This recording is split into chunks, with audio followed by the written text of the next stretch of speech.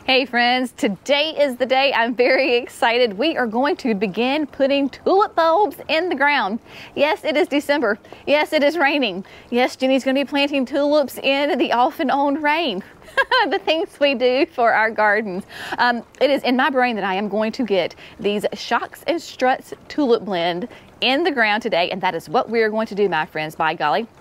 The rain is supposed to stop here in just a minute, but we're gonna go for it. So I'm standing here on the back porch. If you have been following us, you know that I have been anticipating this arrival of our spring flowering bulbs from our friends at Color Blends.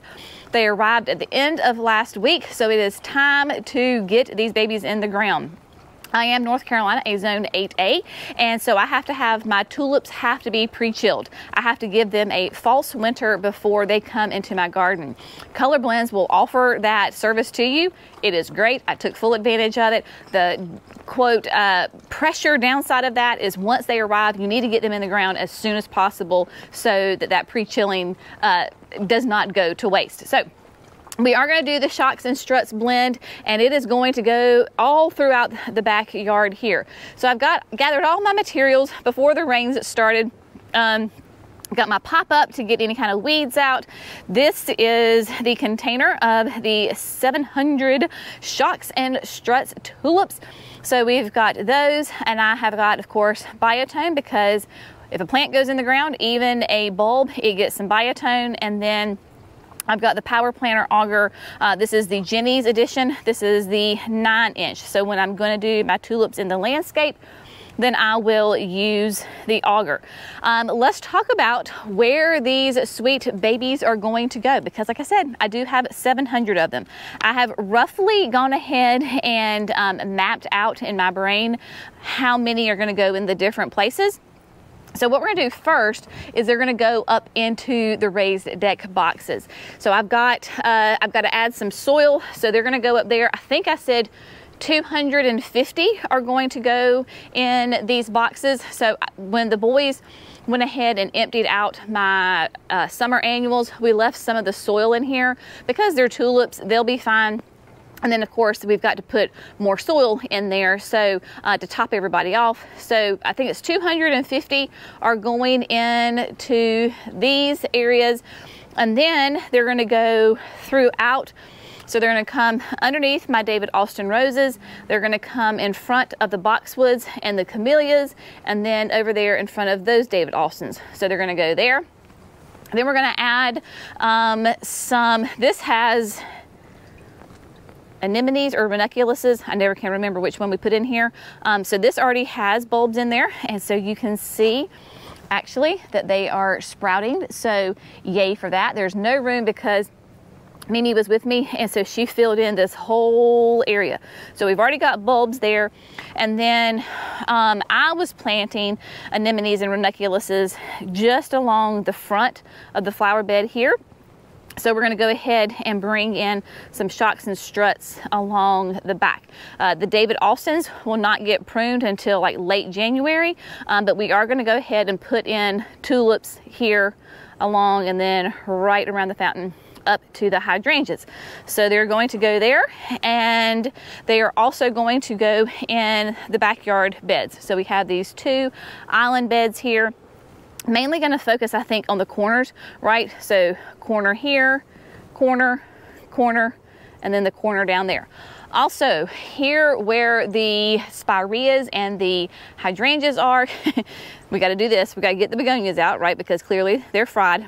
So last year, I looked back at my video and I had 11 different clumps in through here of the tulips. Last year I did... I'm trying to remember which ones I did last year. I'll have to think and go back and look at that. So we kind of put clumps throughout here. So they're going to go in here as well. I am flying solo today. Jackson and Jerry are out doing errands, and so everybody else is working in different areas. So it's Miss B and I out here. In the rain. We're going to get it done. I may have a couple of outfit changes throughout the day, depending on how wet I get. Thankfully, it's not terribly cold. It's just wet. So what I'm going to do first is I'm going to do the deck boxes. And I think what I'm going to do is, as I do the different areas, I'm going to do them and explain kind of my thought and process.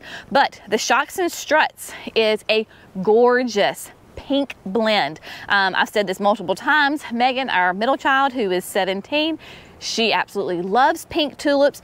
And so she asked me, she said, Mama, can we do pink tulips in the backyard? That's kind of her thing, is every spring we do pink tulips. We do different ones. I say absolutely.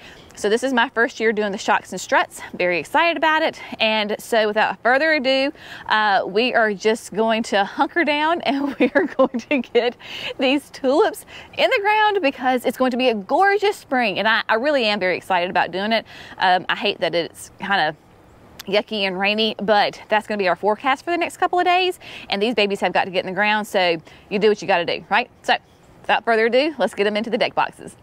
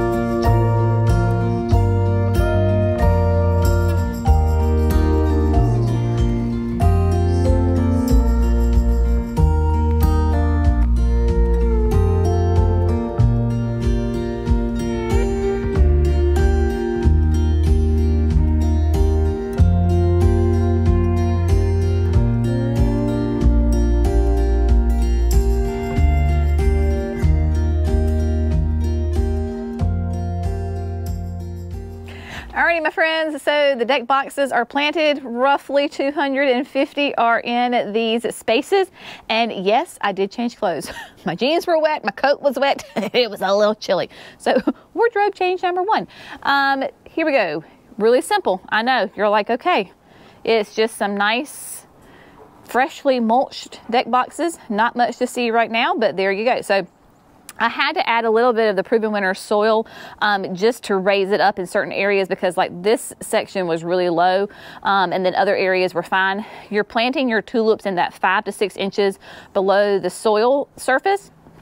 Got the tulips in, of course, put the biotone down, got them in pointy side up, flat side down, put more Proven Winners on top, went ahead and laid the irrigation lines back down on top. Not that we're going to use the irrigation lines or because, you know, it's raining, and so we don't have to worry about that in the winter time, but it's already hooked up, so I just laid it back down there. And then we came through and added the Daddy Pete pine bark vines. So it makes it all nice and neat and tidy, and I don't have to do anything else to this until after the tulips have finished blooming, and then we're ready to plant our summer annuals. So this one is done, 250 down, 450 to go.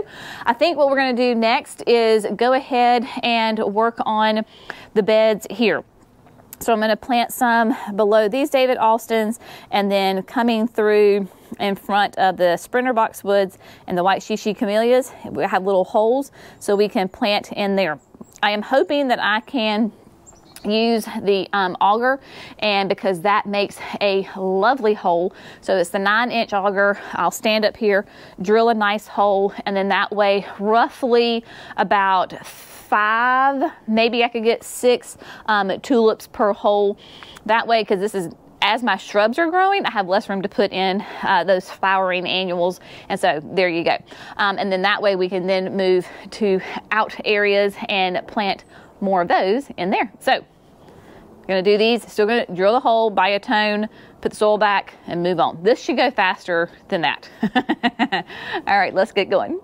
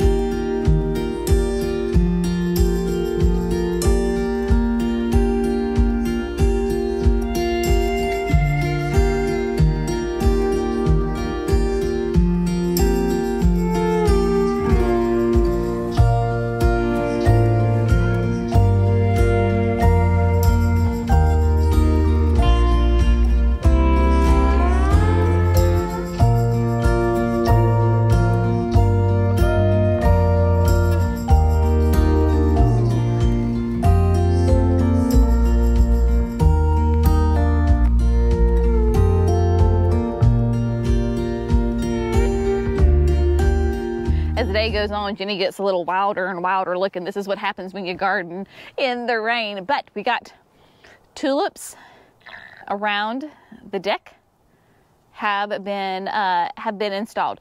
So what we did is I just went ahead and did those circles. I'm telling you, using the bigger auger to do tulips, spring flowering bulbs, makes a huge difference because you can do less holes and get more bulbs in that hole. So I love using that 9-inch, and we'll just have these beautiful like clumps coming through, which here it just works absolutely beautiful. So I had to go ahead, you kind of had to dodge the roses a little bit. So I was able to get 4 in here, and I really packed these in as far as the number of bulbs. So I put 7 tulips per hole.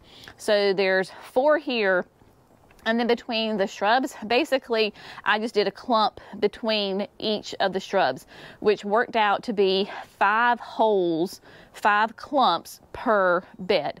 And there you go. So we've amended this soil so much over the years with compost and everything. You really don't see, you know, the native soil coming up.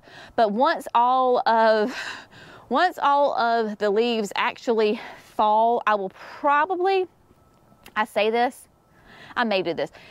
You know how things go in your garden, at least in mine. So I say I'm gonna do something and then life happens, or maybe you just change your mind. But I may wait until like all the leaves fall, because, you know, off of the roses, they're still holding on. Let them fall and then come through here and clean it up. I do like to clean up my leaves out of my rose beds, because if I have any kind of black spot from, you know, this year, I want to get that foliage out, so it, you know, to try to lessen the likelihood of it transferring next year. So clean up those leaves. I did clean up some of them, and then lay either some of the Daddy Peat mulch down. I don't know that we will need to add any compost this year. I may do it in the spring, but you can see here, I don't know if you noticed it before, but I was able to get, you know, a lot of the debris out from under here. Using these rakes, especially the green extended rake, was great, because when you're underneath the roses, right, you got to be careful so you can get in there really easy without scraping your hand and getting poked, and pull out that foliage. So I love that rake for that purpose. Now, what we're going to do is, I was doing some tulip math, and I have roughly about 350 left. That one bag, I would say, is about half empty, maybe a little bit more than half empty. So what I'm going to do is, I've designated to put 200 of them in the backyard beds, and then my clumps, I had counted, I think I had said 13 clumps here where the spireas and the hydrangeas are. But I think what I'm going to do, because I'm afraid, this sounds ridiculous, but I'm afraid I'm going to run out of tulips. So I want to make sure that I'm getting them everywhere that I want them to be. So I think what I'm going to do is do the backyard beds first, the 4 corners, and then we'll move, and then we'll have this bed to do, and then the bed in front of the David Austins. So between, we'll have like anemones and ranunculuses, tulips, and then the roses. So that's kind of the plan as of right now. Rinse and repeat. Use the auger, use the biotone, drop them in, flat side down, pointy side up, bring the soil back, pack them down, and then move on. So this is going faster. This is good, especially since the rain stopped. So that's very nice. So backyard beds.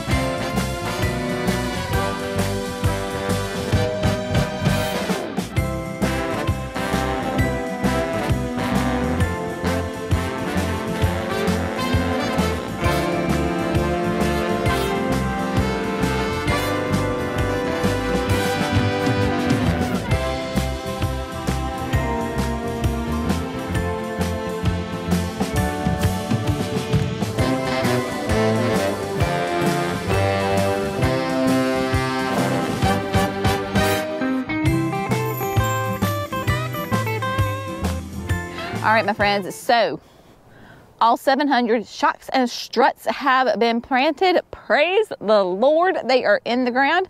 Makes me feel so happy. Jerry was able to come and help me here at the end, which was a huge help because I put him in charge of digging up the begonias. So he got the begonias out of the flower bed and then drilled a lot of holes for me. So that was very, very helpful. Let's just recap on what we did and where they are. And I just want you to picture in your mind's eye how it's all going to look. So, okay. Last year, what I did is in this flower bed, I did clumps between the spireas, and then I did them in the back between the spireas and the hydrangeas.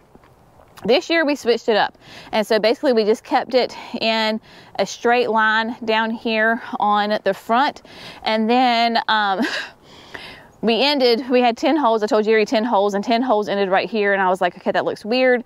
And honestly, I was just like, I don't want to go put them all in front of the David Austins, so I grabbed the drill and then drilled a bunch and then filled in a big hole right here. So you'll have a big clump and then a ribbon that goes down this way. Of course, the four corners, they all have, there's 50 on a corner. So there's 50, 50. Here, the 50 is a skinny, goes down this way, and then the 50 is underneath the base of the maple tree. So there's a total of 200 in these beds, and then there was probably close to, there's like 100 here in the doozy bed. And then, so we had some still left over. We had 840 something left over. And so what I did is I came and put them where Brenna just walked through the flower bed. So I believe there was eight clumps right in here. So I did it right in here. Basically it goes from the hydrangeas up to the fountain and then fills in this whole swoosh right here.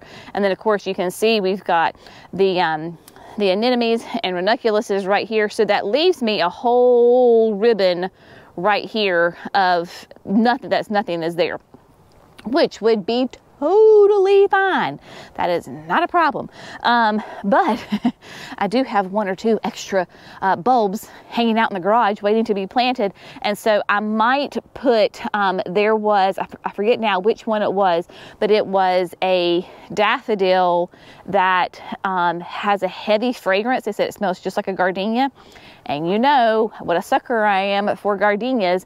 And so I might put that one right there.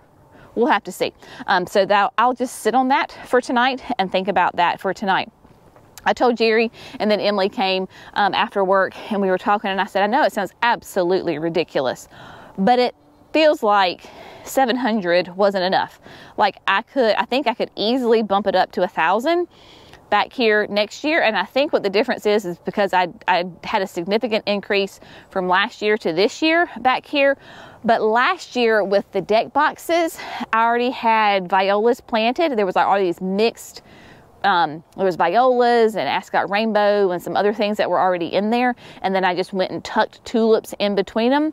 Whereas this year I put 250 in there, just a solid. So that was, you know, part of the difference. But I then also have to tell myself that, one, you have to plant them, and then the thing is, two, then you have to come back and pull them out, because tulips for us are annuals. That's always can get some people all up in a tizzy, because tulips are annuals for us here in zone 8A. And so yes, we treat them as annuals, so then they will have to come out. That's why there are certain spring flowering bulbs that are nice, great perennials for us. The grape hyacinths, the daffodils, the jonquils, the snowflakes, the woodland blend, those are perennials. Tulips for us, we treat as annuals. They just don't bloom well in subsequent years. You might get some, and you might get a sporadic bloom here or there, but if you want a great display of color, then you've got to plant them every year here in the South. And so that is what we do. So 700 are in. I cannot wait. I told Emily and Jerry, it's like, it will be here before we know it. Megan came out and I said, Megan, it is crazy to say that before we know it, I'm going to say, hey, Megs, go cut you some tulips, bring them in, because it is going to be a beautiful display. All right, my sweet friends, Brenna and I, it's 4 o'clock in the afternoon. Can't you tell? Oh, my word. It feels like it should be like, I don't know, like 7 o'clock in the summertime, but it's really just now 4 o'clock in the afternoon. Gotta love the time change. But that just forces us to go in and take it easy. So that is what we're going to do. Get nice hot baths and snuggle in and have a lovely night. Y'all have an amazing day, and we'll see you in the next video. Bye, friends.